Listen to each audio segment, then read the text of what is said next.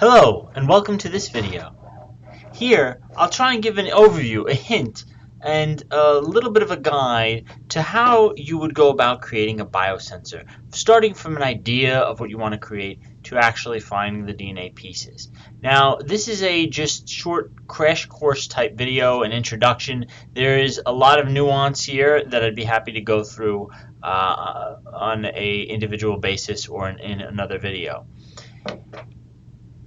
In creating a biosensor, again, you should keep in mind what the overall theme or concept or idea is. So what we want to do is create some sort of behavior or some set of genes in a bacteria or other microbe which will detect the presence of some environmental condition, or in this case, the level of an input molecule, and translate this to an output in gene expression.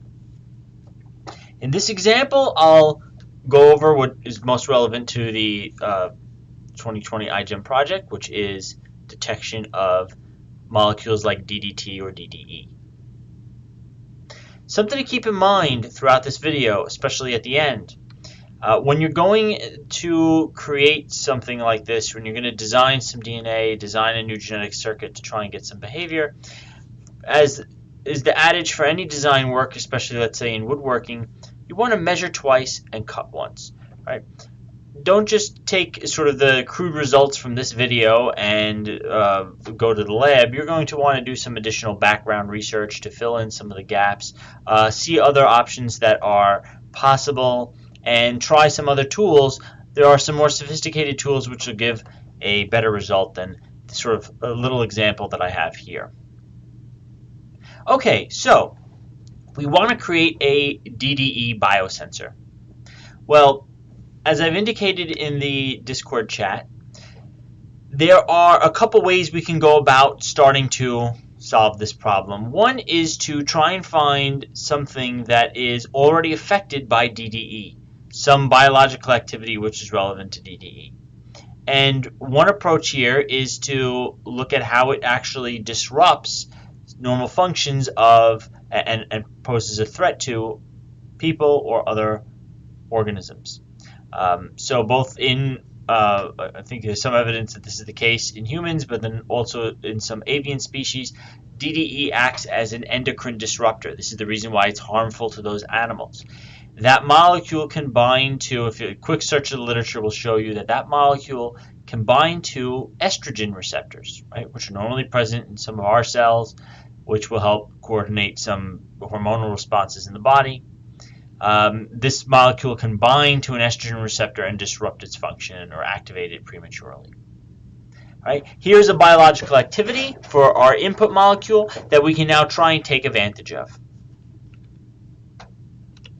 So what might that look like? Well, in our microbe, we're going to want to somehow have estrogen receptor present. So here, for example, estrogen receptor alpha. And we're going to want to tie that to the activation of some other genes. Here it's actually convenient that the estrogen receptor, its normal function once it's activated by estrogen or DDE in this case, is to activate the expression of another gene. So this makes this a little less complicated than it would need to be, since that estrogen receptor might be all we need, and then we just need to tie it to some output gene which we can observe. When it comes to talking about how you activate or express a gene, it's important to remember the sort of structure here and to get down to the nuts and bolts of how we're going to build this thing. Let's look right now, focusing just on the right side of the diagram, this sort of output gene, which is undefined right now. I have it shown as having three different components. The arrow starts the gene. If you have genetic information and you want it to be expressed, for it to carry out a function, this normally means that it is going to be used to create a protein, right? Most genes encode the recipe for a protein. To start this process, we have to take that region of the DNA and make a copy of it. This is a process known as transcription. This is the first step towards getting your gene expressed. And this will happen at a region known as the promoter. So here I have this listed as gene promoter and shown with a sort of curved arrow. Once we've made a copy of this recipe, we take the DNA information, we copy it into RNA, then finally that RNA molecule is read and decoded to create the protein, which is going to have the effect we want to see, the output.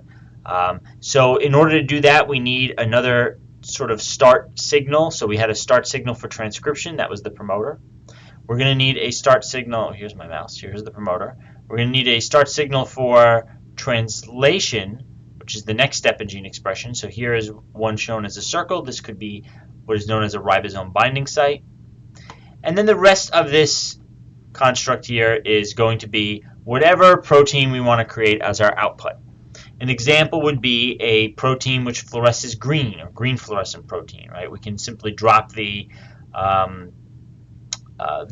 coding region for that in here under the control of a standard ribosome binding site, and here a promoter which is responsive to estrogen receptor alpha.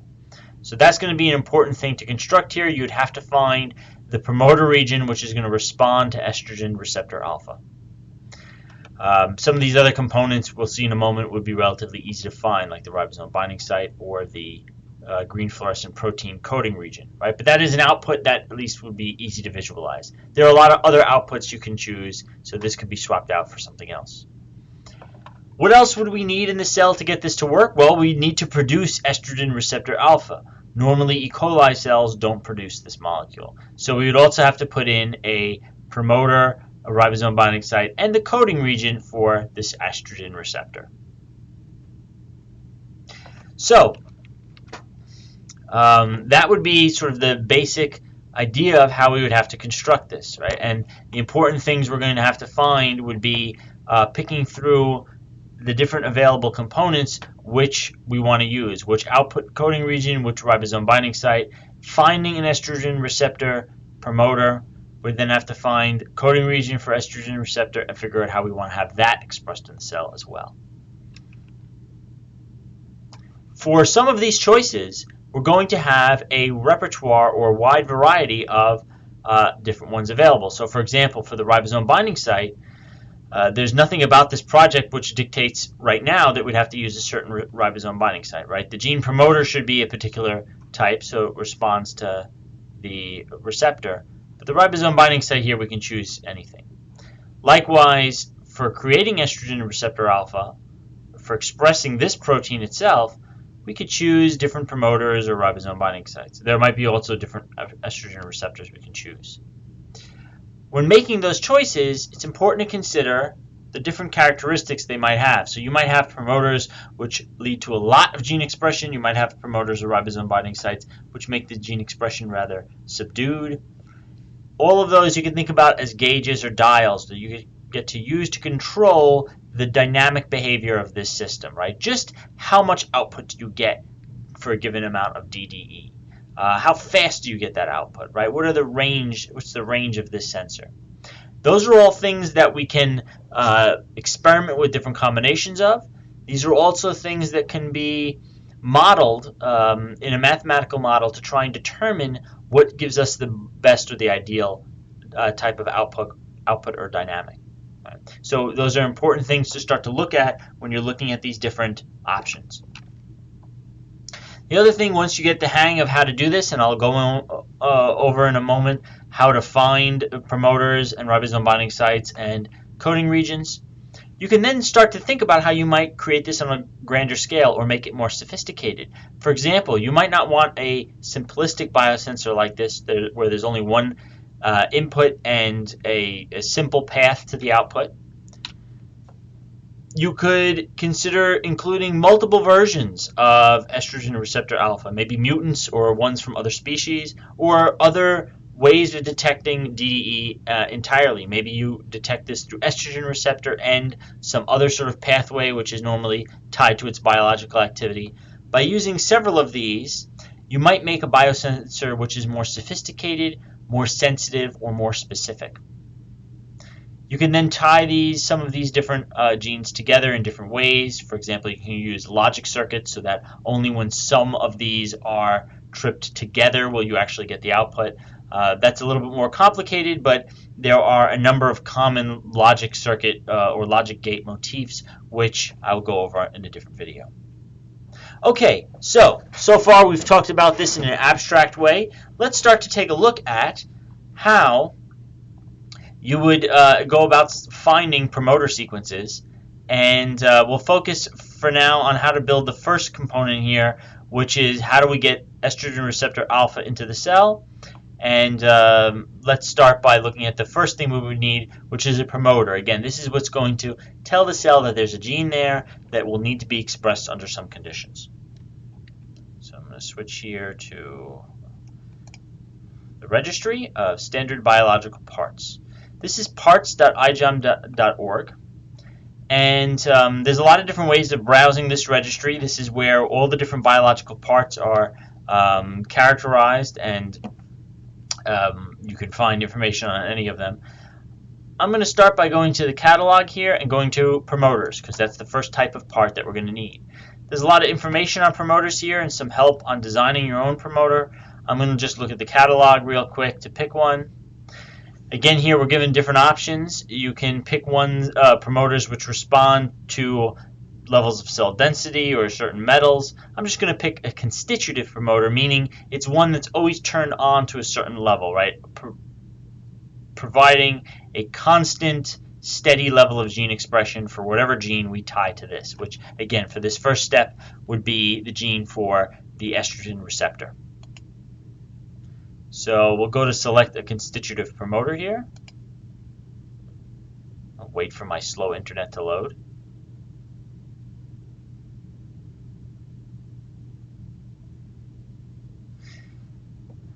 Okay. Again, there's a ton of useful information here. I'm just going to scroll down and pick one of these. Here is a constitutive promoter from a particular collection, starting with J23. As you can see here, this particular collection of promoters was created in a systematic way and characterized based on the relative levels of expression that they afford. So you can see here J23101, a relatively high level of expression in this collection. There's some others that we can pick if we didn't want quite as much gene expression, if we didn't want as much of that estrogen receptor in the cell. Again, that's one of those dials or parameters we could change. We could use math modeling eventually to figure out which one would be ideal. Let's say we want to use this. We can scroll down further and click Get Part Sequence. This is going to give us the sequence of this part. I'm going to copy it and just paste it into a text editor here. Okay, so that's our first part. I'm going to put an asterisk after it just so I can keep track of where one part ends and another part begins. When we go to actually order the DNA, we would remove these and it would be one contiguous DNA sequence, and actually it would maybe not be so easy to tell where the beginning and end of each part is. Okay, so we have our promoter. We also need a ribosome binding site. Again, there's multiple options here. I'm going to just take a quick look at the catalog. There are a number of different libraries to look at and different ways of finding a ribosome binding site. The most commonly used part in all of iGEM is a ribosome binding site. Most teams don't take advantage of the wide variety of choices for ribosome binding sites, and they all use part BBA B0034. Here we're just going to choose one more or less at random for the purposes of illustration in this video. Once again, there's a lot of information showing how this part works, how much expression it actually will generate in comparison to other parts. This is all stuff that you would need to look through. That for anybody, if we're deciding whether or not to use this part, you're going to want to read this carefully. You're also going to want to pay attention to a lot of this information to find out if there's any design considerations. Don't just check the main page as well. There's also a design and experience page. Sometimes certain promoters and ribosome binding sites don't work well with each other. There are some weird things that could happen, so you're going to want to make sure you read through this information carefully and you make an intentional choice for promoter and ribosome binding site. Again, I'm just doing this sort of on the fly just to show you how to find this information in the first place. So once again, we're going to select the part sequence here. This is our ribosome binding site. I'm going to copy it, paste it here. Okay, so we wanted to build that first module where we're going to express estrogen receptor. We have our promoter for transcription. We have our ribosome binding site for translation. Now, whatever we put after here, whatever coding region we use, should be produced in the bacteria. In order to do that, we could search through the registry of standard biological parts to try and find an estrogen receptor that somebody else has already used. Or we can look through other databases to get that relevant information. And that's what I'm going to model for you right now. So one of the articles from the scientific literature that has already been highlighted in this project is an example of the detrimental effect that DDE has on certain species of birds, in this case the California condor. This particular article talks about how that molecule actually affects the estrogen receptors in that bird. So that's a great spot to start. You could also use estrogen receptor sequences from other species, from mammals, from humans, from other birds as well, but just for the sake of this video, I'm going to start with this one. We can select the scientific name here for this species of condor, and let's go see if we can find the protein sequence and the information on the protein, which is the estrogen receptor from that organism. To do that, I'm going to go to the National Center for Biotechnology Information, or ncbi.nml.nih.gov, basically at the National Library of Medicine and the National Institutes of Health. And I'm going to search for this species, estrogen receptor. Okay. When you search at NCBI, you'll actually search through many different databases at the same time. Some of these, like PubMed, is a database of different scientific journal articles. So one of these results is probably the article we just had on the screen. There are a lot of other really interesting databases. The one we're interested in here is the protein database. So if I select this, I'm going to get the actual amino acid sequence which makes up the estrogen receptor from that species. Right? And this is what we're going to want to have produced. We want to encode these amino acids in our gene. Right? So let's select here. You can either click on or select the main entry, or I like to view it in FASTA format, which is sort of just the facts. It gives you just the amino acid sequence. So here, this looks like gibberish, but what it is the actual sequence of amino acids with one-letter abbreviations for each amino acids, and in order to create this particular protein.